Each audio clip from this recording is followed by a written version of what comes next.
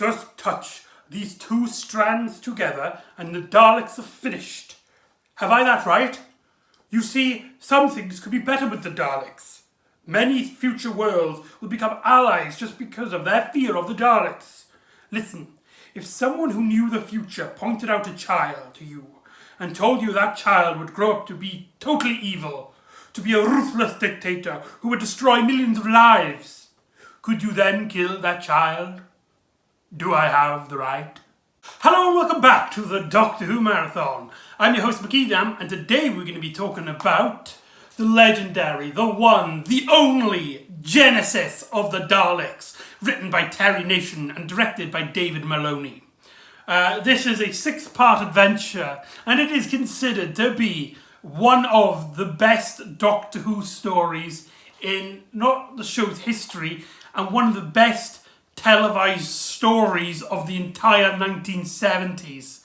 It has a massive reputation. It is basically the Doctor Who's equivalent of Empire Strikes Back. It is rarely off anybody's top 5 list of their favourite Doctor Who stories. It has a massive reputation, and though I don't think it lives up to the massive reputation, it has so much good going for it. And you do watch it and you have so much iconic moments and characters and themes that everything just clicks together. It's just one of those stories that I don't think you can't consider yourself a Doctor Who fan if you've not seen Genesis of the Daleks at least once in your life. It's basically what put Tom Baker to one of the great Doctors, to the icon that we all know him to be. It also sets up a huge story arc, I would say, for the Daleks, as this is the first appearance of their creator, Davros, here played by Michael Wisher, who is easily, in my opinion, the best Davros actor of the classic series. He has very little movement, however, he gets the character and his villainy out so well. Everybody seems to be doing their absolute best. Tom Baker, Elizabeth Sladen, Ian Martin, them three together in this story is absolutely fantastic.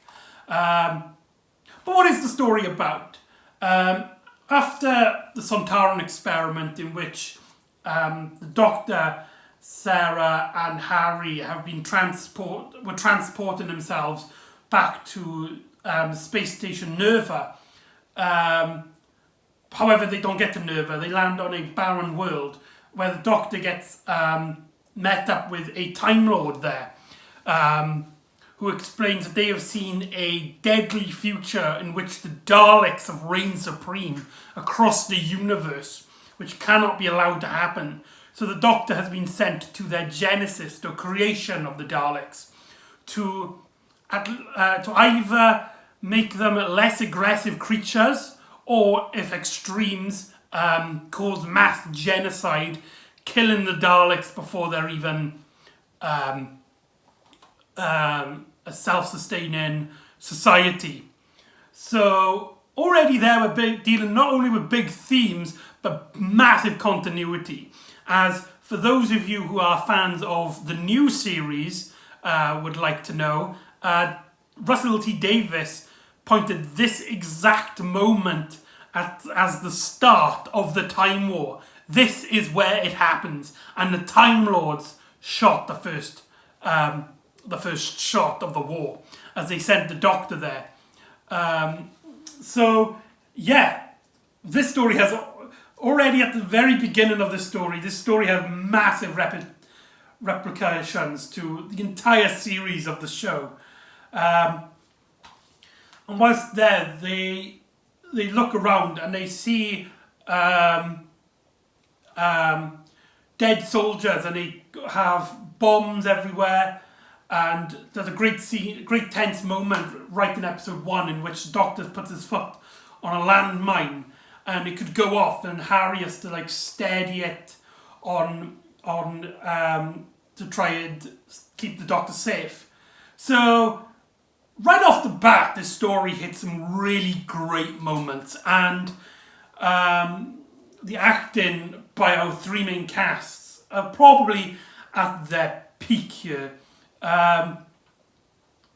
As well in this story as well, we get this idea that this war has been going on for so long that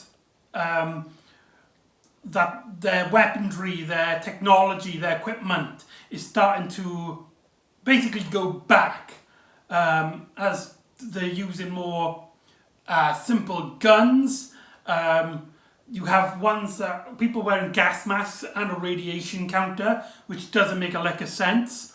And so the Doctor basically seduces that the society, this war has been going on for so long that they've basically been degenerating back. And if this kept going on, Harry mentions that if they keep going on, they'll be fighting with bow and arrows.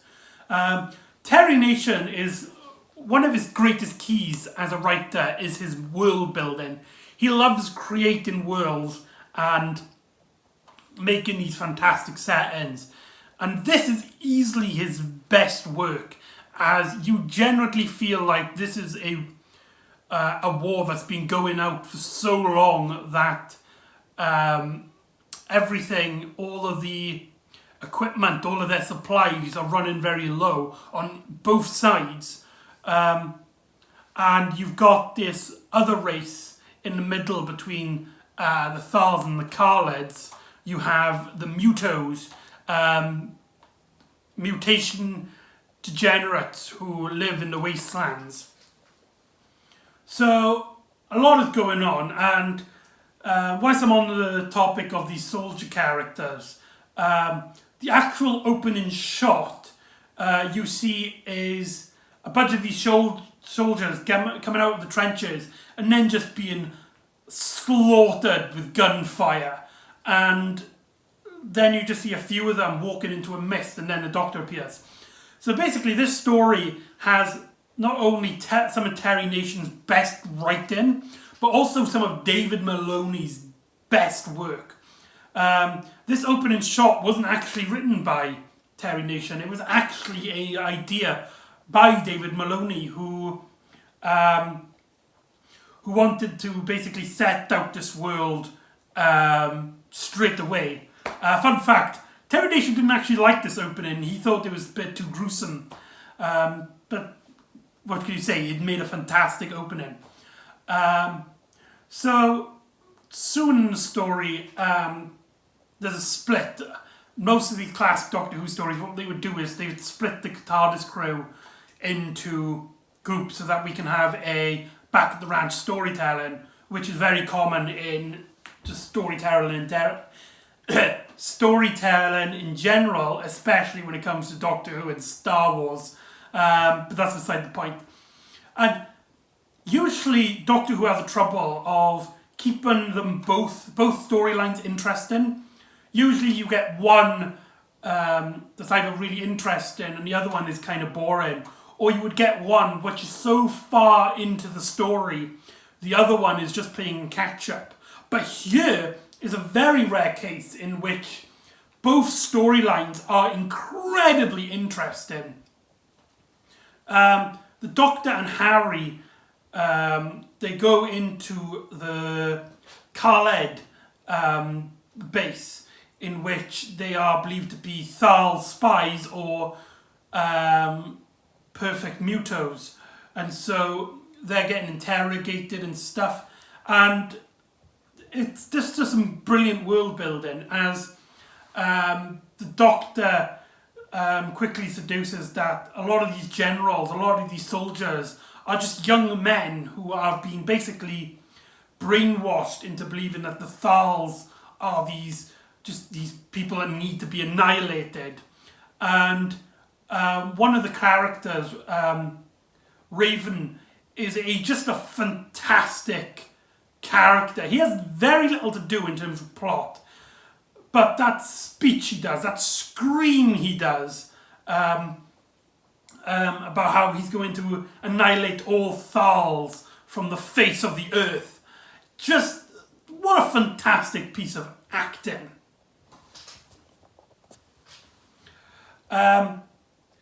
And we also get, in this part of the storyline, a scientist who starts off not believing a word the Doctor and Harry say, but slowly he does believe them, and he doesn't think that the work they're doing is morally right. So he basically tries to sabotage it and lets the Doctor and Harry free. I think it's an important thing to note here that Harry hasn't done a lot in terms of plot. When Harry was designed back for the robot, it was for just in case they had an old actor to play the Doctor before Tom Baker was cast. So they wrote this new companion to basically be like Ian Chesterton, in which he can be the young action man of the story. But when Tom Baker was cast, and he was quite capable of doing the action scenes himself, Harry was just sort of redundant in that way. But there's just something charming about Harry Sullivan. He's the type of character, he just gets caught up in all this mess, but he's so charming and casual about it that it's kind of funny. And I like the team up of him and the Doctor. They have a very great pairing. One of my favourite scenes is that the Khaleds have this machine in which they can like not mind control, but like sense energy or something. And they tell Harry to go in, and the Doctor puts his arm with him. It's like, we're not getting any tea. And then one of the Thals is like, listen, you have no rights here. You do what I say or I will shoot you without a second thought. And the Doctor puts his arm down. No tea then, Harry. Just love that moment. So yeah, some great moments from this side of the story. Back with Sarah Jane, she befriends a mutant, a muto. She gets attacked by a few of them, and this is a very interesting character again. The other mutos want to basically kill and attack Sarah Jane because she's a norm, as they call her, somebody who isn't mutated, and because of how they've been treated, they believe that all normal people should die, so that they can feel their suffering. But this one character, he's like, why should we hurt people who are different, who are not in our image? Why do we always have to destroy beauty? And that is a very great sentiment, basically harkening back to what the Daleks are all about, which I'll get on to when I go back to the Khaleds. But anyway, however, these mutos and Sarah Jane get captured by some Thals. Now, it's important to note that prior to this story, it's always been depicted that the Daleks are the evil ones and the Thals are the good guys. It's always been like that. It's always been a black and white scenario. But this story kind of makes it a bit greyer as Sarah Jane goes through some really traumatic experiences. She starts basically planning a rebellion with the mutos and this one Khaled character who's also been captured by the Thals. The Thals take them and make them move this radioactive equipment, which is slowly killing them. But Sarah Jane basically plans an escape in which they have to climb up some scaffolding. And this is another part of David Maloney's fantastic directing. You really feel like they're in really high spots, and I love the lighting on this story, and I really love there's a great little moment in which which basically shows how brutal and dark this story is, in which a Thal, which from this point in the story, we've only really seen Thal's the bad guy, not Thal, sorry, the Khaleds. There's a Khaled character, and we've only seen at this point all the Khaleds being ruthless, evil tyrants. But this one character basically helps Sarah Jane up a bit, so she can grab her grip, sorry. And he gets shot and he falls to his death right in front of Sarah, like this close. So it basically shows you why these people are like these. You're either a brute or you die. There is no room for sympathy and empathy in this world. So it's just a great experience, and it really shows Sarah as a very strong and independent character, as she basically organises. It fails, but she organises this this ploy, and there's a small moment where you think they're going to get past it. Sarah jumps onto the top of the warhead. They're going to climb up on top of the dome, but the Thals start shooting at the top. They lost. And another just a traumatic experience for Sarah Jane, in which one of the Thals basically helps her over because there's a massive gap and she's terrified of heights and stuff. And he grabs her hand and then he knocks her legs down, and he's carrying her as she's gonna fall to her death. And you're just like, oh my god, poor bloody Sarah Jane. She goes through hell in this story. She is absolutely just, yeah. And the fact that she'd still travel with the Doctor after all of this just shows how great and strong she is as a character.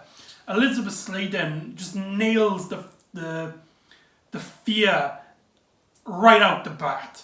Just I can't praise this story enough. And I haven't even talked about the main villain yet, as the Doctor and Harry get introduced to a scientist, a really deformed, disgusting old man by the name of Davros, who creates a Mark III travel machine, which has a mutated Khaled pushed to their ultimate form, basically just like a green squid, and put it into this machine, creating the first Dalek.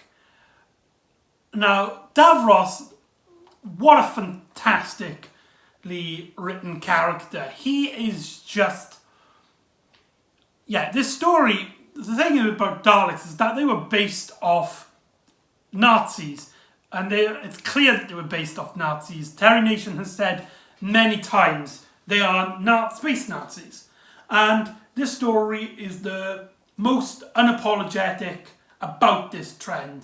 This is a politically charged anti-Nazi story, and Davros is Hitler.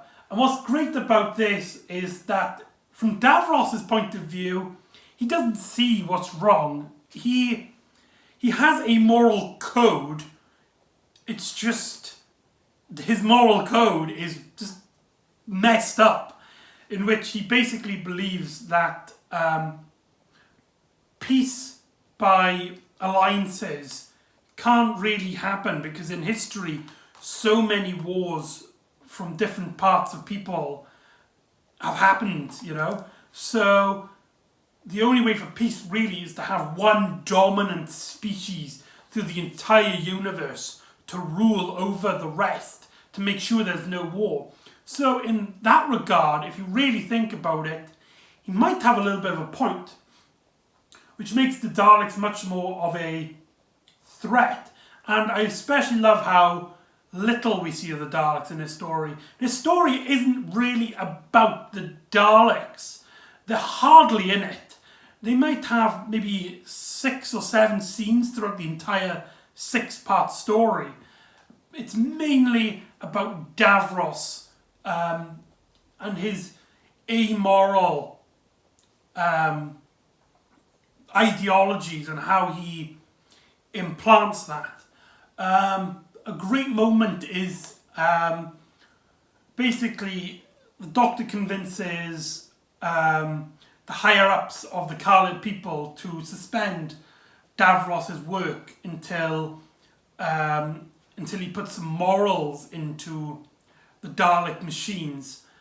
And Davros's plan is that he goes to the Thals, gives them a formula which allows them to destroy the Khaled base, and Davros then blames it on one of the scientists who helped the Doctor and Harry out.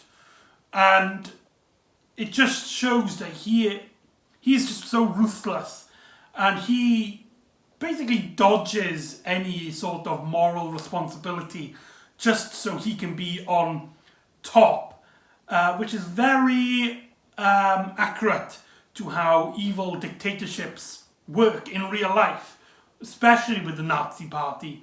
In fact, I believe the Nazis did something like that in real life before World War II. I could be wrong, but I believe there is some real life inspiration in that part of the storyline. But yeah, we get some. Davros has some iconic lines, some of the best in the series. Let me get the book, see if I can find some of them. Really? Okay, so it turns out there is actually no quote from the book, which is really annoying. So, see if I can remember it.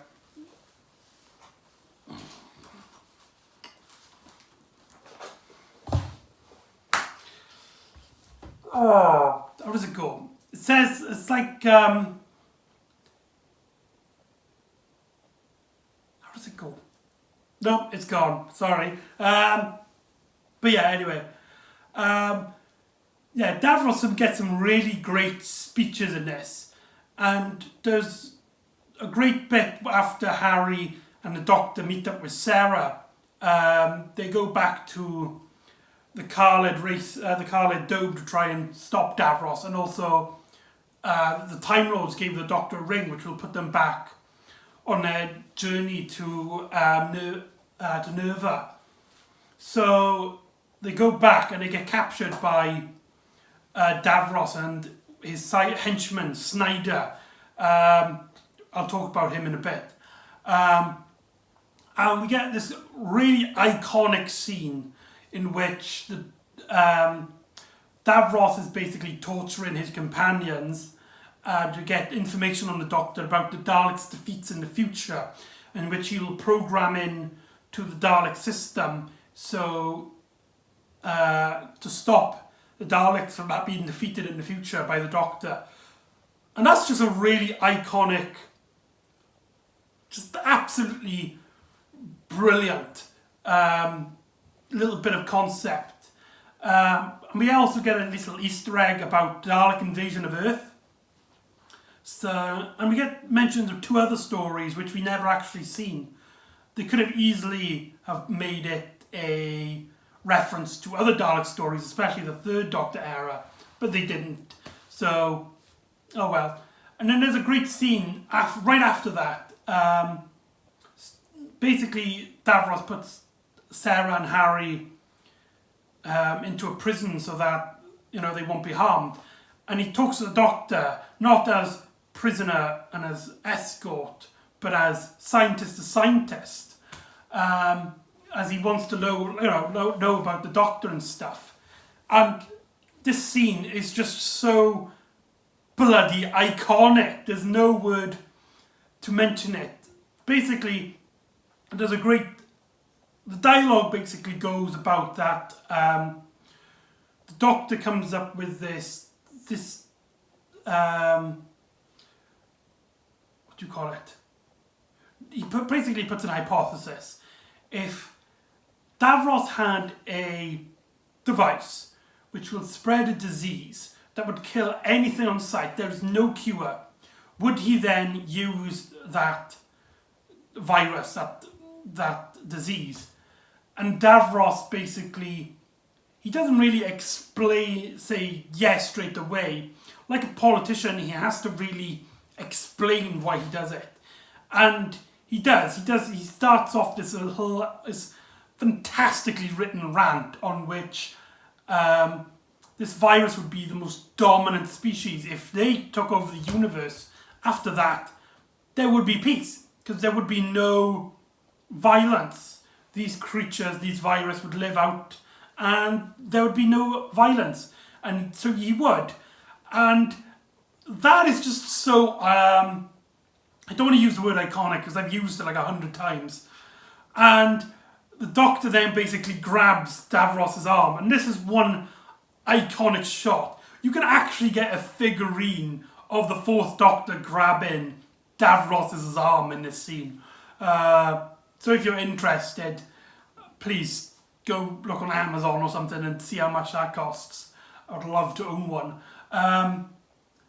And yeah, the Doctor tries to make Davros stop the production of the Daleks, but he fails as Snyder knocks him in the back of the head. So yeah, just overall, just a fantastic. There's no way to describe it. It's just that good. But anyway, let's get on to this is starting to drag a bit. So let's get on to episode 6, in which we start off with, in part 5, at the end of part 5, the Doctor basically explains that there's no way at this point in getting Davros to convince them to make less aggressive, to give the Daleks morals. So he plans on basically blowing up the existing Daleks and causing genocide, which was one of the plans of the of the Time Lords. And so he puts some dynamite in the Dalek room, and he's got these 2 wires, and in a split second he could easily just complete his mission for the Time Lords. Easy. Boom, the Daleks are dead, the Doctor has won, end of story, right? No. This is probably the most, again I'm using the word, but probably the most iconic moment in Doctor Who history and in just 70s television and storytelling there is in that decade, in which the Doctor hesitates and he explains this idea of that if he kills the Daleks now, he would stop the Daleks, yes, but he would be no better like them. Killing without remorse, without pity.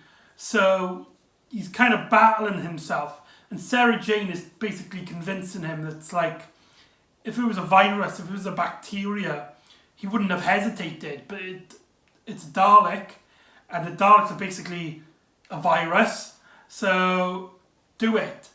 And then the Doctor comes up with this hypothesis of that if you were told that this baby, this child, would come out to be a ruthless dictator, could you then kill that child?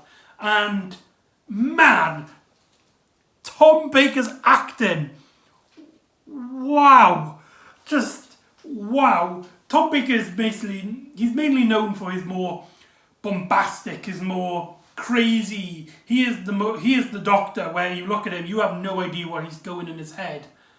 Here is a rare but a fantastic exception. You know exactly what's going through his head. You know exactly how the Doctor's feeling. You can see it in his face. This moral choice is torturing him, which separates him from being a Dalek. But if he goes along with it, even especially without hesitation, he would be like a Dalek. So yeah, just I could go on for hours about why this one scene, this particular moment is just so fantastic. But we don't have all day. And so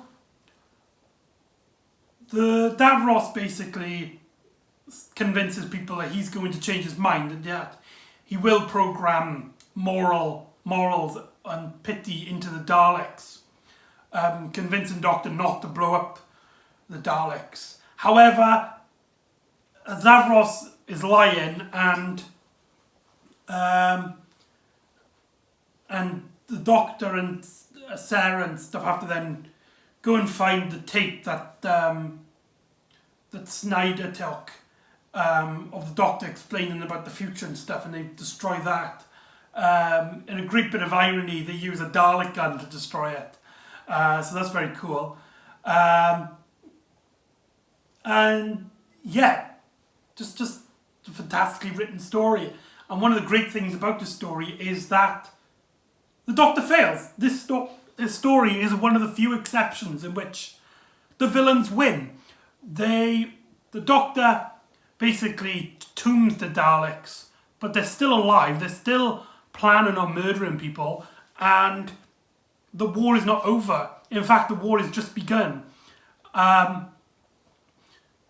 And yeah, the story basically ends with one of its another themes, which you don't really realise is a theme until the very end. The theme of failure. Anyone who worked against Davros failed and was murdered. Anybody who worked with Davros failed and murdered. The Daleks murdered Davros before he could use a self-destruct button on the Daleks, because they were killing scientists and they have no pity, no remorse, and they don't see Davros as a Dalek, so they don't listen to him and they're going to keep him as a prisoner, before Davros basically was going to sacrifice himself, but the Daleks killed him beforehand. And yeah, so in this story, everybody loses except for the Daleks. What? Yeah, I think the Doctor should really lose more often. Not, lose every story, but I think he should lose at least once or twice per, say, 2 years. And yeah, and the story basically ends with the Doctor giving a speech to Sarah and Harry as they use the time ring to go back to the nervous speaker, which I'll save that moment to end this video. So, Genesis of the Daleks. It's one of the best stories in the classic series. Not to say that it's perfect, there are some really dull scenes that I haven't actually mentioned at all in this video. I just got caught up in all of it. There's some really weak padding scenes where they go into the wastelands and they get attacked by some horrible mutations. Some of Davros's early experiments, which just look like clams, and they hardly move, and you can't find them threatening, and every time they're in this place, it's just really dull and uninteresting. But when the story works, and it is at least 95% on the mark, it is probably the best written Doctor Who story, and probably one of the best stories of the 1970s. It's basically what I said. It's the Empire Strikes Back of Doctor Who. It pushes the villains. We learn more about the villains without really ruining anything. The stakes become much darker and everything becomes a bit more grittier. It affects our companions and our characters to a point really where they're different people by the end of it. And yeah, just go watch it. So join me next time where we will be reintroduced to one of the Doctor's earliest foes as they haven't appeared since the second Doctor era. And we go back to the Nerva Beaker. So join me next time for Revenge of the Cybermen. I'll see you then, and let me read the ending to this fantastic story for you. So see ya. You see, I know that although the Daleks will create havoc and devastation for millions of years, I know also that out of their evil must come some good.